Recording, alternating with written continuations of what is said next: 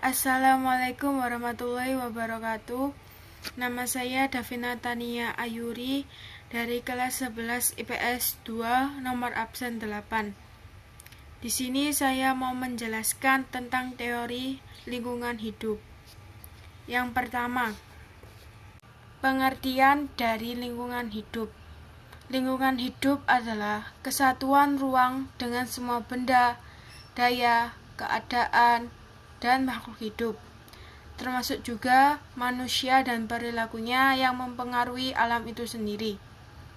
Keberlangsungan kehidupan dan kesejahteraan manusia serta makhluk hidup yang lain.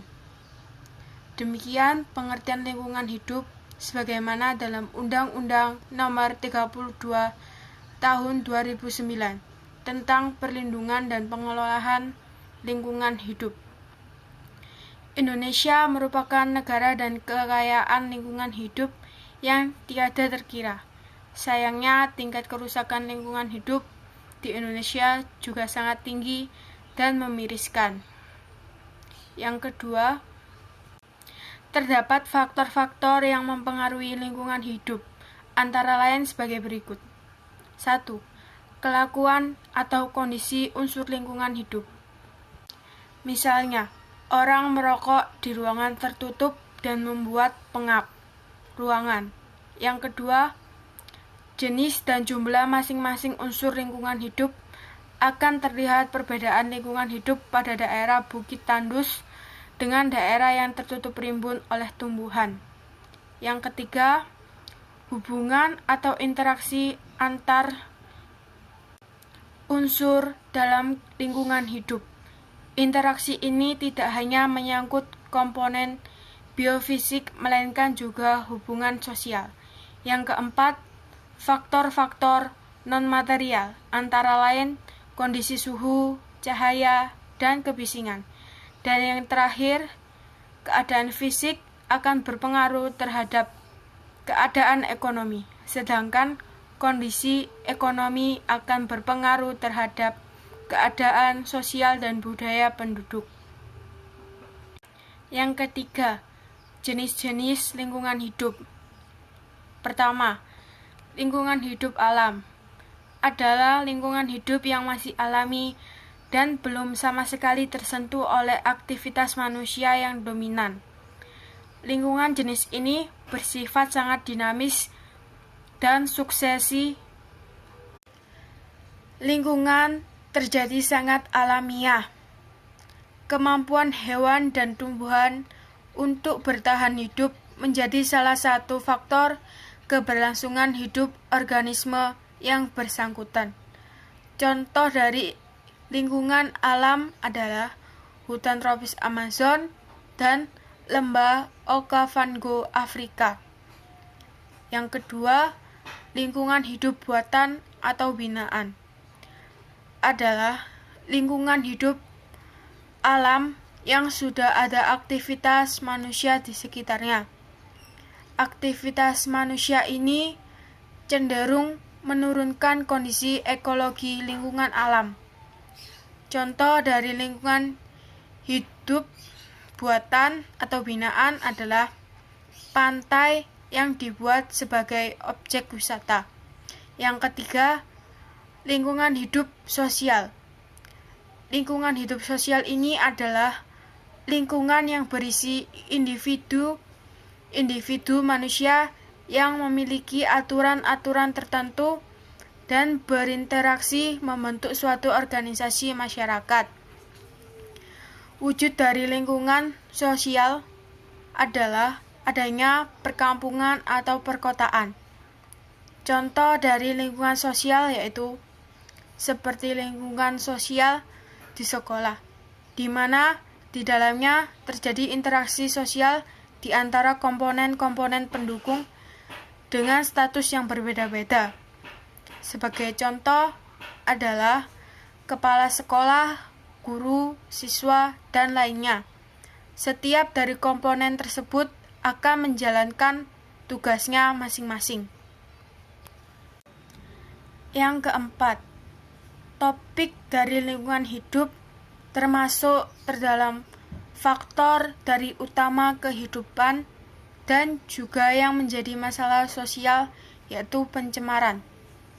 Pencemaran sendiri ada 3 macam, yaitu yang pertama, pencemaran polusi air.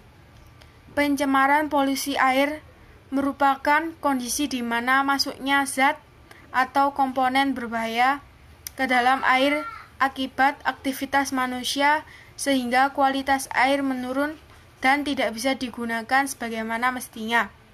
Yang kedua, pencemaran polusi udara.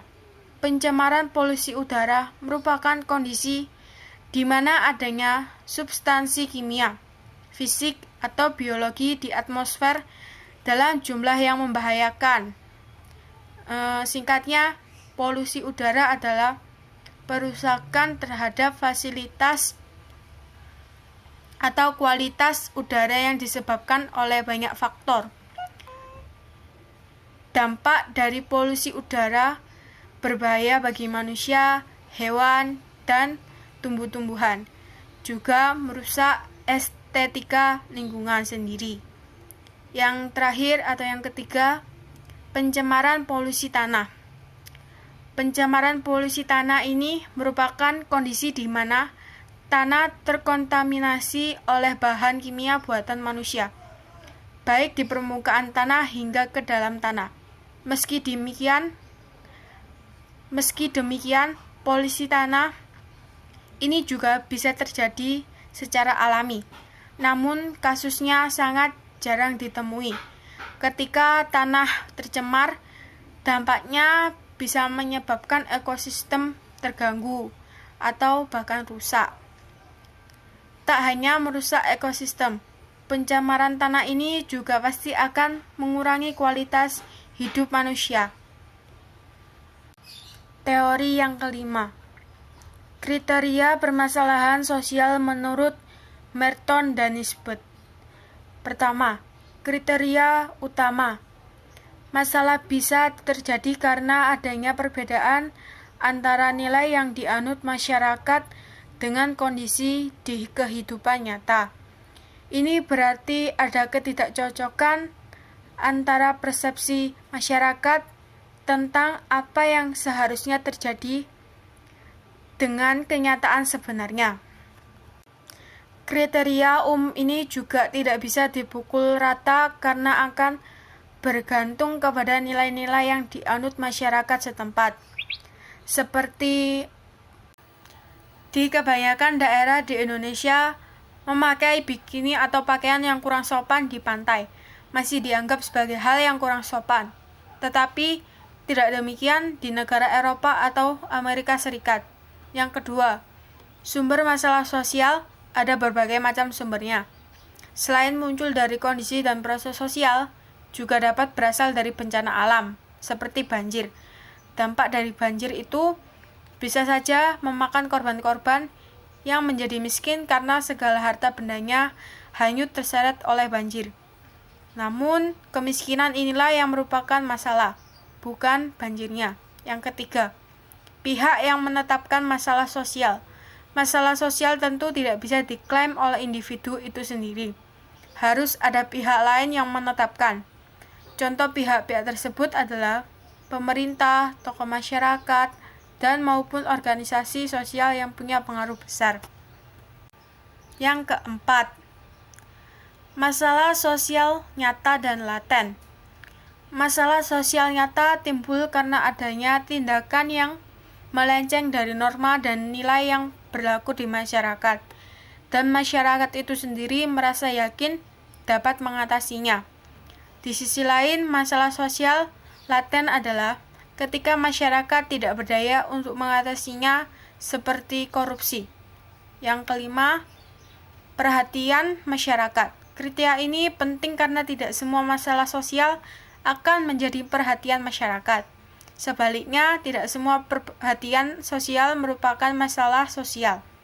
Misalnya, jatuhnya pengendara sepeda motor akan menarik perhatian oleh masyarakat, tetapi hal itu bukan masalah sosial. Yang keenam atau yang terakhir, solusi dari lingkungan hidup. Yang keenam atau yang terakhir, solusi dari lingkungan hidup adalah kita harus menggunakan sumber daya alam dengan baik. Dan jika itu berlimbah, kita harus memilah yang dapat digunakan dan yang tidak dapat digunakan, sehingga limbah bisa dibedakan dan sekaligus mengurangi banyaknya limbah. Dan kalau bisa kita menanam banyak tumbuhan supaya lingkungan sejuk dan terhindar dari pencemaran. Jadi, hal yang harus kita lakukan adalah diperhitungkan dalam menentukan solusi bagi permasalahan lingkungan hidup. Kita harus memperhitungkan komposisi lingkungan hidup tersebut.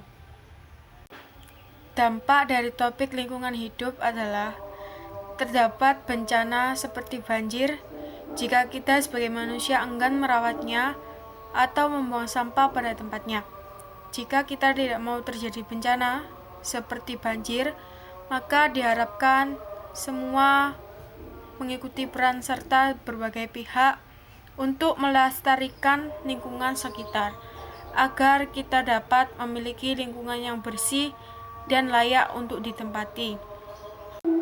Sekian teori dari saya. Wassalamualaikum warahmatullahi wabarakatuh.